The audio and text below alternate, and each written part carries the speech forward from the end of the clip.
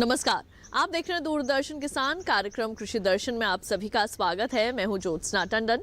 कृषि दर्शन एक ऐसा कार्यक्रम है जिसमें हम आपको कृषि जगत से जुड़ी तमाम जानकारियां देते हैं अपने 3 सेगमेंट्स के जरिए, जो कि है विज्ञान और किसान, कृषि स्टार्टअप और फार्मिंग इंडिया। इन तीनों ही सेगमेंट्स में होती हैं कुछ ऐसी बेहद महत्वपूर्ण जानकारियां जो कि आपके लिए काफी लाभकारी साबित हो सकती हैं। तो आइए अपने आज के कृषि दर्शन कार्यक्रम की शुरुआत करते हैं। आइए कार्यक्रम की शुरुआत करते हैं हमारे पहले सेगमेंट विज्ञान और किसान से।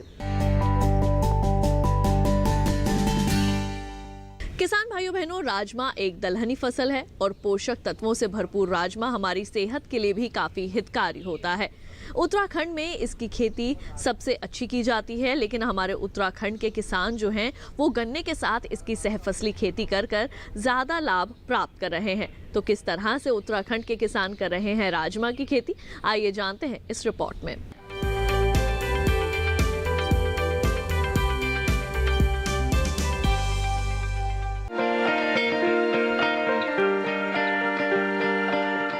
उत्तराखंड में पहाड़ी इलाके हैं। कल कल बहती नदियां सिंचाई के लिए पर्याप्त पानी उपलब्ध कराती हैं और यहाँ जिस तरह की बारिश होती है वो राजमे की खेती के लिए अनुकूल परिस्थितियां पैदा करती है। खासतौर से यमुना घाटी की उपजाऊ दोमट मिट्टी, यहाँ का तापमान और जलवायु ज्यादा उपज के लिए बहुत उपयोगी है। घाटी क्षेत्र के किसान शायद ही कभी राजमे को एकमात्र फसल के रूप में उगाते हों, बल्कि यहाँ इसे अंतर फसल के तौर पर उगाने का चलन है। ज्यादातर किसान गन्ने के साथ इसे बोना पसंद करते हैं। राजमे के साथ एक और अच्छी बात यह है कि ये 90 से 115 दिनों के भीतर तैयार हो जाती है और प्रति हेक्टेयर उत्पादकता 12 से 20 क्विंटल है। देहरादून के आसपास रहने वाले वो किसान जो कभी गेहूं, धान, रतून, मक्का और तोरिया की खेती किया करते थे, अब राजमा उगा रहे हैं। इसकी बड़ी वजह यही है कि इसकी फसल जल्दी पककर तैयार हो जाती है और जल्द मुनाफा मिलना शुरू हो जाता है। हालांकि राजमा बोने की शुरुआत कुछ ही किसानों ने की थी, लेकिन मुनाफा देख दूसरे किसान भी इसकी ओर आकर्षित हुए। इसका परिणाम ये निकला कि उत्तराखंड में राजमे का रकबा साल दर साल बढ़ता गया। राजमे की इसी कामयाबी में ढकरानी स्थित कृषि विज्ञान केंद्र की सेवाओं को नजरअंदाज नहीं किया जा सकता। इस केंद्र ने क्षेत्र के राजमा किसानों की खूब मदद की है। वैज्ञानिकों और किसानों की मिलीजुली कोशिशों की बदौलत ही पूरा इलाका राजमे की खेती के रूप में बदल गया है। कुछ समय पहले तक यहाँ सिर्फ 3 हेक्टेयर जमीन पर राजमा बोया जाता था, लेकिन अब ये रकबा बढ़कर 100 हेक्टेयर हो गया है। स्थानीय किसानों का मानना है कि दूसरी प्रचलित फसल की तुलना में राजमे से ज्यादा आमदनी मिल रही है। इस दलहनी फसल की ओर किसानों के आकर्षण की एक वजह इसकी आसान थ्रेसिंग भी है। राजमे की ओर किसानों को प्रेरित करने के लिए वैज्ञानिकों की ओर से बाकायदा अभियान चलाया गया। किसानों को इसके आर्थिक फायदे गिनाए गए और उगाने का प्रशिक्षण दिया गया। प्रशिक्षण के दौरान बताया गया कि प्रति हेक्टेयर 80 किलो बीज की जरूरत होगी। कतार से कतार का फासला 45 सेंटीमीटर और बीज से बीज की दूरी 10 सेंटीमीटर रखनी होगी। वैज्ञानिकों ने उन्हें ये भी बताया कि बोने से पहले बीजोपचार जरूर करना है।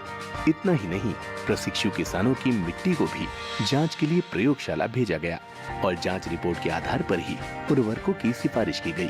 कृषि विज्ञान केंद्र के वैज्ञानिक किसानों के संपर्क में रहे, उनके खेतों का दौरा करते रहे और किसी समस्या के आने पर उसका निदान करते रहे। प्रशिक्षण का नतीजा ये रहा कि दूसरी फसलों के मुकाबले राजमे का उत्पादन और मुनाफा दोनों अधिक रहे। कई किसानों का तो यहाँ तक कहना है कि उनकी फसल कटाई वाले दिन ही बिक जाती है। स्थानीय बाजार में राजमे की अच्छी खासी स्वीकार्यता है, जो इस बात को दर्शाता है कि किसानों को अपनी फसल बेचने के लिए ज्यादा दूर जाने की जरूरत नहीं होगी। पहाड़ी इलाकों में राजमा मुख्य रूप से खरीफ की फसल है, लेकिन बदलते तापमान की वजह से गैर पारंपरिक क्षेत्रों में भी इसका बीज तैयार किया जा रहा है। इन लक्षित इलाकों में इसे फरवरी में भी बोया जाता है। फरवरी की फसल बरसात शुरू होने से पहले ही तैयार हो जाती है।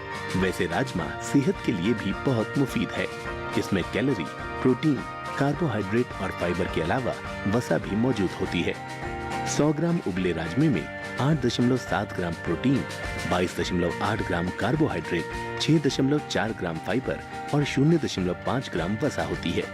ऐसे लोग जिन्हें अपनी सेहत का ख्याल है राजमा खाना ज्यादा पसंद करते हैं। तो अभी आपने देखा सेगमेंट विज्ञान और किसान, और आइए कार्यक्रम कृषि दर्शन में बढ़ते हैं आगे और कृषि कैलेंडर में जानते हैं कि इस वक्त आपने गेहूं के अंदर कौन कौन से समसामयिक कार्य करने हैं। समय पर बोए गेहूं में दिसंबर पहली सिंचाई का उपयुक्त समय माना जाता है। गेहूं की फसल में पहली क्रांतिक अवस्था बुआई के 21 से 23 दिन बाद आ जाती है। इस अवस्था पर पौधे से जमीन की सतह के पास क्राउन जड़ें निकलती हैं। इनके पर्याप्त विकास के लिए मृदा में पर्याप्त नमी का होना आवश्यक है। यदि इस अवस्था में सिंचाई की जाती है तो पौधों से अधिक संख्या में जड़ों एवं कल्लों का विकास होता है। सीमित सिंचाई साधन की दशा में यदि 3 सिंचाइयों की सुविधा ही उपलब्ध हो तो ताजमूल अवस्था, बाली निकलने के पूर्व और दुग्धावस्था पर करें। यदि 2 सिंचाइयां उपलब्ध हों तो क्राउन रूट एवं पुष्पावस्था पर करें। यदि 1 सिंचाई उपलब्ध हो तो क्राउन रूट अवस्था पर करें। सिंचाई के 3 से 4 दिन बाद नाइट्रोजन की आवश्यक मात्रा का बुरकाव भी करें। और इसी के साथ कार्यक्रम कृषि दर्शन में वक्त हो चला है एक छोटे से ब्रेक का। जल्द लौटेंगे वापस अपने अगले सेगमेंट कृषि स्टार्टअप के साथ। आप देखते रहिए दूरदर्शन किसान।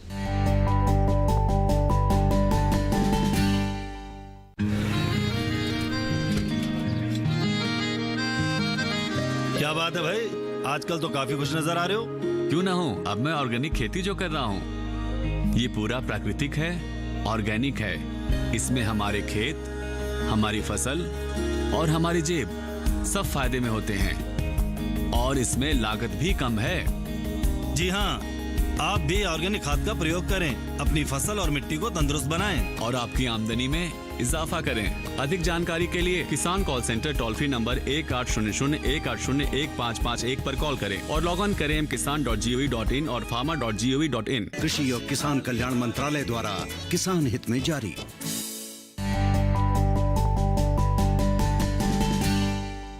ब्रेक के बाद एक बार फिर आप सभी का स्वागत है कार्यक्रम कृषि दर्शन में। आइए कार्यक्रम में बढ़ते हैं आगे और अब देखते हैं सेगमेंट कृषि स्टार्टअप।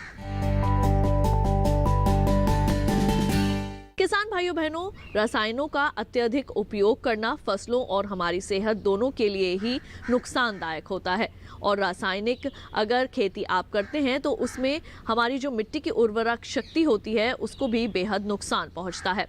आज हम आपकी मुलाकात करवाएंगे पद्मश्री पुरस्कार से सम्मानित सुभाष पालेकर जी से, जिन्होंने जीरो बजट खेती के फायदों के बारे में जानकारी हमें दी है और साथ ही साथ दूसरे किसान भी इसको अपना रहे हैं और इससे ज्यादा से ज्यादा लाभ प्राप्त कर रहे हैं।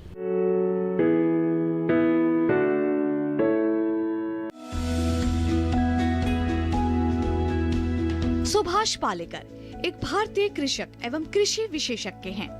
इन्होंने शून्य बजट प्राकृतिक कृषि का आविष्कार किया और ऐसी तकनीक विकसित की है जिसमें कृषि करने के लिए किसी भी रासायनिक कीटनाशक का उपयोग नहीं किया जाता और न ही बाजार से अन्य औषधियाँ खरीदने की आवश्यकता पड़ती है। इन्होंने भारत में इस विषय पर कई कार्यशालाओं का आयोजन किया है।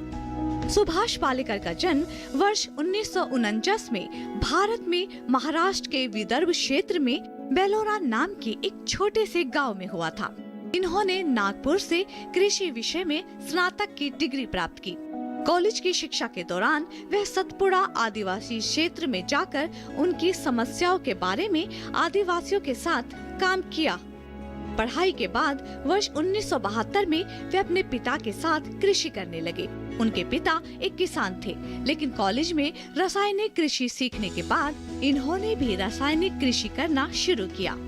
वर्ष 1986 से 88 के दौरान सुभाष पालेकर ने जंगली वनस्पतियों का अध्ययन करना शुरू किया। तब इन्होंने पाया कि जंगलों में एक स्वविकसित, स्वपोषित और पूरी तरह से आत्मनिर्भर प्राकृतिक व्यवस्था विद्यमान है।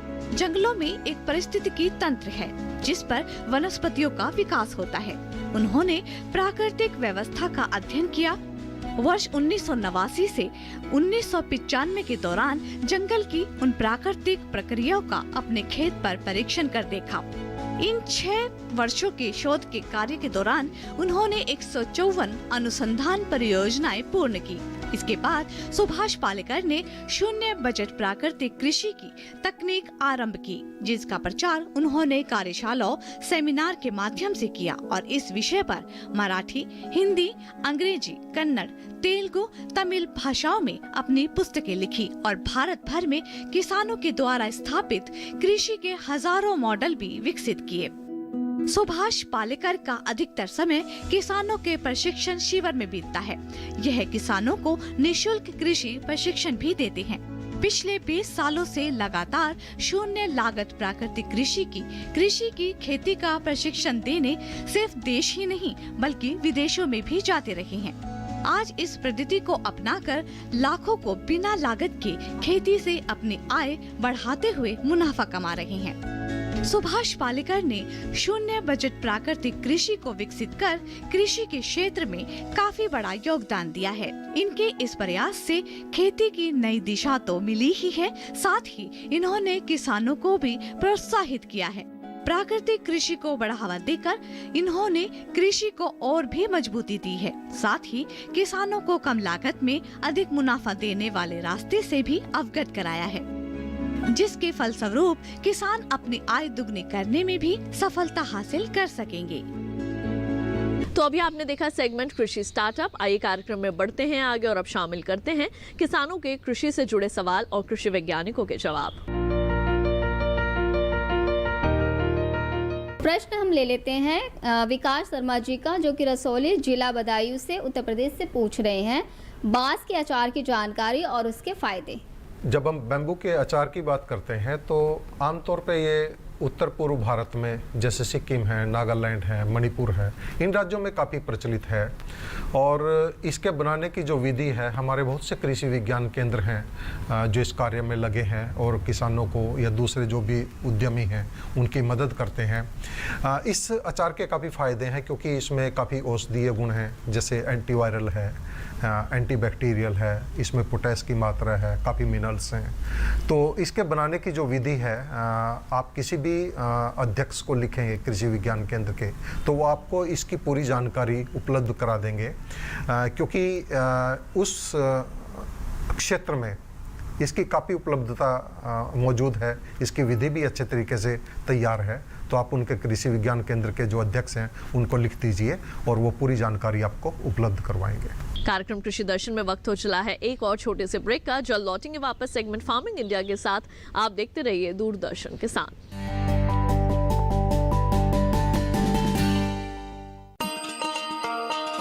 किसान भाइयों गांठ बांध लो, गांठ बांध लो, बात बहुत है काम की, समृद्धि के पैगाम की। मिट्टी के मिजाज को समझो, मिट्टी के हर राज को समझो, मिट्टी की तुम जांच कराओ, मुफ्त सॉइल हेल्थ कार्ड ले जाओ। कभी मुनासिब बीज लगाओ, सही किस्म की खाद ले आओ, जितनी जरूरी उतनी डालो, सही मात्रा खुद पहचानो, इसको अपना मंत्र बना लो, मिट्टी की सेहत को जानो। बात बहुत है काम की, कम लागत अधिक वरदान की। किसान भाइयों गांठ बांध लो, आज ही मिट्टी की जांच कराएं, राज्य सरकार के कृषि अधिकारी से संपर्क करें और मुफ्त में सॉइल हेल्थ कार्ड पाएं। कृषि और किसान कल्याण मंत्रालय द्वारा किसान हित में जारी। ब्रेक के बाद एक बार फिर आप सभी का स्वागत है कार्यक्रम कृषि दर्शन में। आइए कार्यक्रम में बढ़ते हैं आगे और अब देखते हैं सेगमेंट फार्मिंग इंडिया। किसान भाइयों बहनों, आपके हितों के लिए और आपकी आमदनी को दोगुना करने के लिए सरकार कई तरह की योजनाएं लेकर आती है और हाल ही में 3 नए कृषि कानून भी लागू किए गए हैं जिससे कि आपकी आमदनी को बढ़ाया जा सके। तो क्या है वे कृषि कानून और कैसे उन्हें आसानी से समझा जा सकता है, आइए जानते हैं कार्यक्रम के इस भाग में। कृषि में कई अहम सुधार करने के लिए सरकार ने उपज बिक्री की व्यवस्था में कई जरूरी बदलाव किए हैं। इस दिशा में सरकार ने कृषक सशक्तिकरण व संरक्षण, कीमत आश्वासन और कृषि सेवा पर करार अधिनियम 2020 लागू किया है। पहला कृषि जो उपज है उसके व्यापार से संबंधित है और हमारी कोशिश उसके माध्यम से है कि किसान अपनी फसल को कहीं से भी किसी को भी किसी भी स्थान पर अपनी मनचाही कीमत पर बेच सके ये स्वतंत्रता किसान को मिलनी ही चाहिए। दूसरा, कीमत आश्वासन और कृषि सेवाओं का करार अधिनियम वह भी पारित हो गया, और जो आवश्यक वस्तु अधिनियम में संशोधन किया वह भी पारित हो गया। और इन सब कानूनों को पारित करने में लगभग लोकसभा और राज्यसभा दोनों सदनों में 4-4 घंटा विस्तार से चर्चा हुई, जिस पर सभी दल के लोगों ने अपना विचार व्यक्त किया और तदुपरांत वो कानून पारित हुआ और आज देश में वह लागू हो गए हैं। इस अधिनियम के लागू हो जाने से अब किसान उपज से खाद्य उत्पाद बनाने वाले प्रोसेसर्स, व्यवसायिक कंपनियां, थोक और फुटकर विक्रेताओं और निर्यातकों के साथ कृषि उपज की बिक्री के लिए सीधे करार या व्यावसायिक समझौता कर सकेंगे। करार हो जाने के बाद फसल की अच्छी पैदावार के लिए जरूरी साधन या इनपुट्स उपलब्ध कराने की पूरी जिम्मेदारी खरीदार की होगी। अधिनियम के लागू हो जाने से अब पैदावार के दौरान फसल पर किसान का मालिकाना हक बना रहेगा। वहीं किसानों को उपज की बिक्री पर होने वाला खर्च भी नहीं देना पड़ेगा, यानी किसानों के मुनाफे में पहले के मुकाबले खासी बढ़त होगी। फसल का बीमा तो कराया ही जाएगा, साथ ही जरूरत होने पर किसान वित्तीय संस्थानों से कर्ज भी ले सकेंगे। इतना ही नहीं, किसानों को मौसम के जोखिम और बाजार के उतार चढ़ाव से भी सुरक्षा मिलेगी। ये अधिनियम अनुबंधित किसानों को नियमित और समय पर भुगतान की सुविधा भी देता है। जाहिर है कि कृषि में हुए इन सुधारों से किसान काफी फायदे में रहेंगे। इन तीनों कानून का एमएसपी से कोई संबंध नहीं है। एमएसपी भारत सरकार का प्रशासकीय निर्णय है। लोकसभा और राज्यसभा में मैंने फ्लोर पर कहा है कि एमएसपी जारी रहेगा। देश के प्रधानमंत्री माननीय नरेंद्र मोदी जी ने पूरे देश को आश्वस्त किया है कि एमएसपी जारी रहेगा। इसलिए एमएसपी के बारे में किसी भी प्रकार की शंका और कुशंका किसी के मन में आज नहीं होनी चाहिए। और भारत सरकार ने मोदी जी के कार्यभार ग्रहण करने के पश्चात लगातार एमएसपी को और परिमार्जित करने का निरंतर प्रयास किया है। 1.5 गुना बढ़ाया, वो एक पक्ष है। सरकार की खरीद को बढ़ाया, वो दूसरा पक्ष है। गेहूं और धान के साथ दलहन और तिलहन को भी खरीदने का काम शुरू किया गया, ये तीसरा पक्ष है। और इसलिए एमएसपी के मामले में किसी को कोई शंका नहीं होनी चाहिए। और एमएसपी के विषय पर भी अगर कोई सुझाव देना चाहते हैं तो सरकार किसानों से, यूनियन से उसके लिए चर्चा करने के लिए तैयार है। ये हमने पहले भी कहा है। और अब आइए एक नजर डाल लेते हैं एग्रीकल्चरल इंफ्रास्ट्रक्चर फंड पर और जानते हैं इसमें क्या है खास।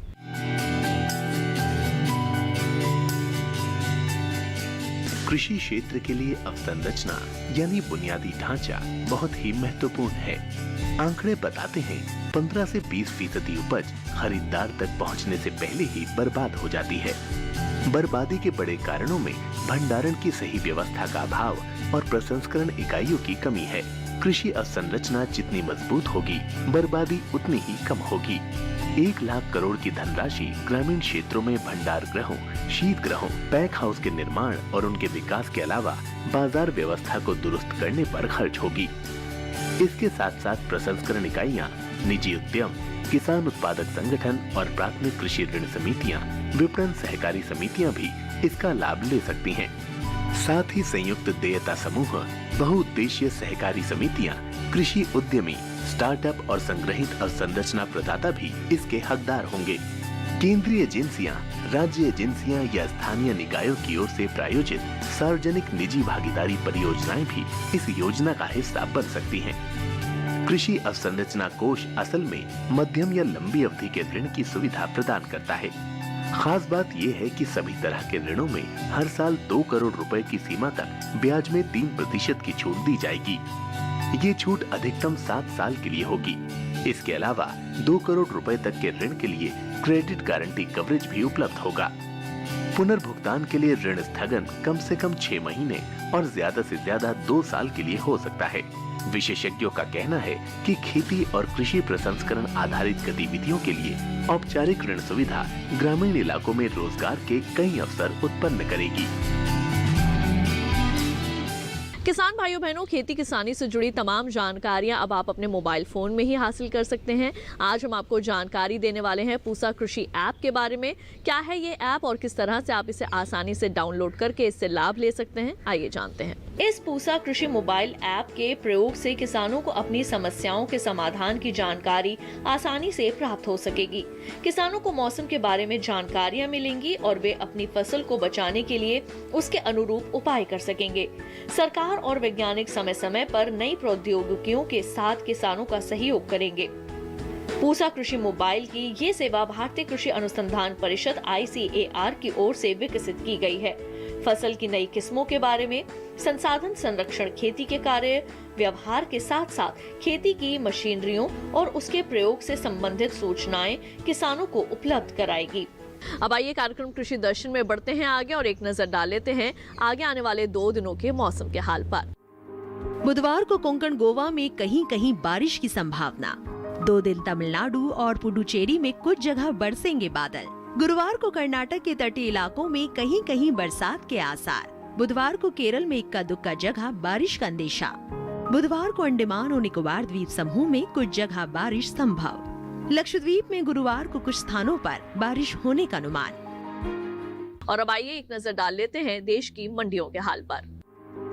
राजस्थान की मंडियों में गेहूं का भाव। जोधपुर मंडी में 1,800 रुपए से 2,200 रुपए प्रति क्विंटल रहा। लालसोट मंडी में गेहूं का भाव 1,555 रुपए से 1,735 रुपए प्रति क्विंटल रहा। उत्तर प्रदेश की मंडियों में गेहूं का भाव। आगरा मंडी में 1,620 रुपए से 1,650 रुपए प्रति क्विंटल दर्ज किया गया। अलीगढ़ मंडी में 1,620 रुपए से 1,660 रुपए दर्ज किया गया। लालगंज मंडी में 1,550 रुपए से 1,600 रुपए प्रति क्विंटल दर्ज किया गया। रामपुर मंडी में गेहूं का भाव 1,725 रुपए से 1,760 रुपए रहा। लखीमपुर मंडी में 1,730 रुपए से 1,800 रुपए प्रति क्विंटल रहा। और अब आइए चलते चलते नजर डाल लेते हैं ट्विटर प्लेट पर, जिसमें हम आपको धान की खरीद करने वाले प्रमुख राज्यों के बारे में जानकारी देंगे।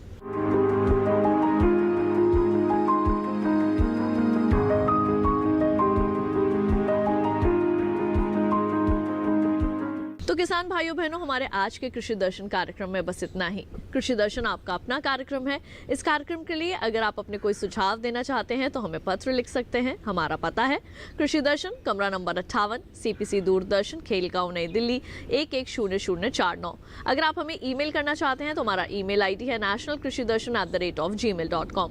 तो आज के लिए केवल इतना ही। मुझे दीजिए इजाजत। आप देखते रहिए दूरदर्शन किसान। नमस्कार।